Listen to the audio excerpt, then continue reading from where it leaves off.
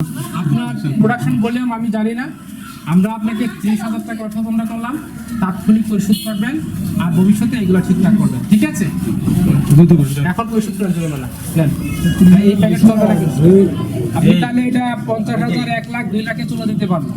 কথা যদি বাড়াতে চান আমি বন্ধ করতে পারবো। যেটা আদেশ করেছি জাস্ট এটা তাৎক্ষণিকের জন্য আদেশ করেছি, বিলম্ব করলেও বাড়াবো।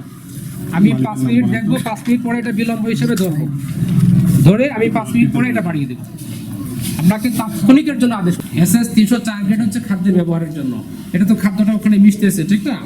এরপরে প্যাকেজিং ওখানে মাটিতে হচ্ছে, মাটি প্যাকেজিং হবে না, এরকম ট্রেতে প্যাকেজিং হবে, ঠিক আছে? আর ওই যে রবার গ্লাস দিয়ে দিবে, হ্যাঁ মোটামুটি এই হচ্ছে আর ওখানে দেখলাম মাছি টাছি পড়ে আছে আপনার যে হ্যাঁ আবার এটি যেন আরো স্বাস্থ্যসম্মত থাকে। আমরা এখানে যে অপরাধগুলো দেখেছি, আমরা আপনাকে আইনগতভাবে যদি অর্থদণ্ড করে 2 লক্ষ টাকা অর্থদণ্ড করা যাবে। আমরা তাৎক্ষণিক পরিশোধের জন্য আমরা আপনাকে 40,000 টাকা অর্থদণ্ড করলাম, এটা এখন পরিশোধ করবেন তাৎক্ষণিক। আর যদি বিলম্ব করেন আমরা 2 লক্ষ টাকা পর্যন্ত চলে যাবো, ঠিক আছে? এবং ভবিষ্যতে যে সমস্যাগুলো এতক্ষণ বোঝালাম সেগুলো মেনে চলবে, ঠিক আছে? সংরক্ষণ অধিদপ্তর রংপুর বিভাগ, নীলফামারী জেলা কার্যালয় এবং র্যাব 13 কর্তৃক আজকে এখানে অভিযান পরিচালিত হয়েছে। আমাদের সাথে বাংলাদেশ আনসারও ছিল।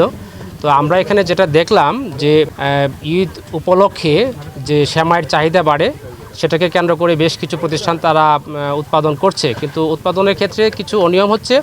সেখানে অনুমোদিত আমরা ফ্লেভার পেয়েছি, রং পেয়েছি এবং খাদ্যদ্রব্যে ব্যবহার করা যায় না এরকম আয়োডিনবিহীন লবণ পেয়েছি।